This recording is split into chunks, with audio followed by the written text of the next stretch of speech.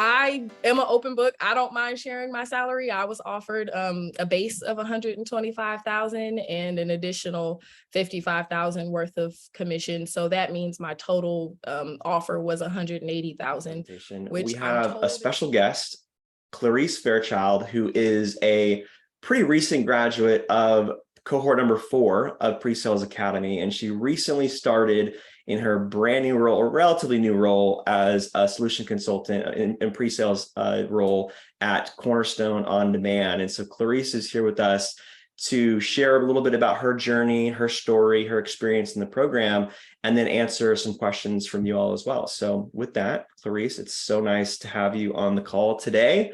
Why don't you give yourself a little bit more of a thorough introduction, and then you can dive right into your story. Absolutely. Well, thank you guys for having me. Oh my gosh, I'm really nervous, but hopefully I can help give you guys some insight into the program. My name is Clarice. I live in Houston, Texas. I graduated from cohort 4, like they said. So that cohort started in June and it ended in August. I started my job in October, so that kind of gives you a timeline. So this all happened from June to October. So I currently work as a solution consultant at Cornerstone On Demand. Cornerstone is basically a talent management company. So that means when big, large organizations are looking for ways to develop like skills or performance, maybe check-ins, goals, stuff like that, they would come to a software like Cornerstone. As they mentioned, you'd obviously work with the sales rep first, and then I would come in as that solutions consultant to kind of introduce them to the product. But I think if you guys are kind of unfamiliar with pre-sales, the best way I've learned to describe it is think of if you're going to go buy an iPhone and you've never used the phone, right? And I'm the person that's going to show you how to use it. But obviously an iPhone can do 1,000 things. So I'm going to ask you a bunch of questions and try to figure out what you're going to be doing with the phone. And then I'm going to be able to give you a more tailored presentation of what that iPhone can do for you and give you the value around it. So that is probably the best explanation I have of what my job is. But how did I end up attending PSA? So going back, not going to age myself here, but long ago when I graduated college, I was pre-med and I wasn't really sure at the time, but I found out med school wasn't for me. Had to figure out what else I was going to do with my life. And I ended up in real estate, which I absolutely loved.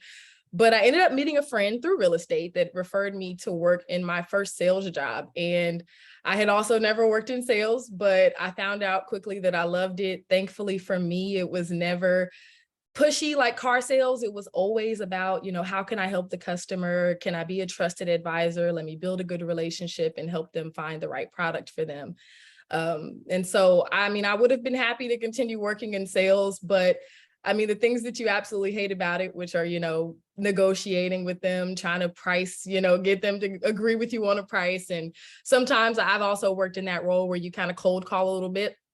All of that's not really that enjoyable. So I started looking into tech because I was hearing about this awesome work-life balance, work from home, unlimited PTO, obviously the really good pay. It all sounded really good, right? And it's true, by the way, it is all true. I started learning how to code about a year ago, and I was thinking I was going to go that software engineer route. I kind of think, at least for me, that was the first thing that came to mind when I thought about working in tech. But although I love that, I quickly found out, I'm like, I don't think I could do this every day. I really love talking to people. That's one of my skills.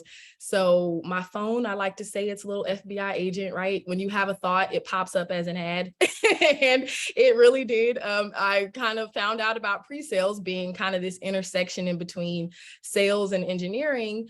Just really, like I explained earlier, being that person that's going to come in and help you find the value in a product. And that really spoke to me. So eventually I found out about PreSales Academy.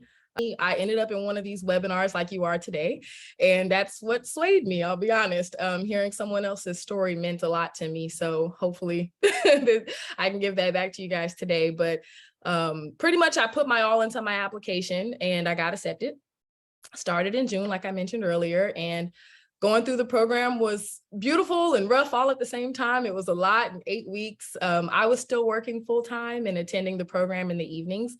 Like they mentioned earlier, the class is offered at this same time that we're here today. And that actually worked out perfectly for me. But The timing of it being in the summer was a little rough. I felt like I was sacrificing, my social life a little bit, but that you have to make sacrifices when it's something that you really want. And it has absolutely paid off for me in the end. So if that, like Yuji said, what they're looking for is commitment, be committed, really just put your all into it. And I promise it'll pay off. But the program, amazing. They taught me so much. The program provided me an advisor, like they said, from the team.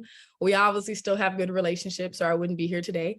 We were given a coach, and that person worked with us on the assignments and helping us get things done while we were in the program. But we also got a mentor to kind of learn from on the outside of the program. And when I got my job, she sent me a bottle of champagne in the mail. So really, these are people that you end up building really good relationships. So cool. Yeah, she's the best. So yeah, and then of course you also have your peers that are in your cohort. You're going to bond with them. You're going to lean on them. Little special part of my story is that I got hired with one of the people in my cohort. So me and her are now work besties. Who doesn't love having an instant work bestie? So that got to be a part of my story. But after graduation, I started my job search personally about a week after graduation. I know there were some that started sooner and some that started much later, but you definitely, advice I have for you is to start as early as you can. You don't want to lose that momentum that you have. But PSA, they gave us a ton of resources to aid in our search. They helped us with the interviews. They were always there for questions.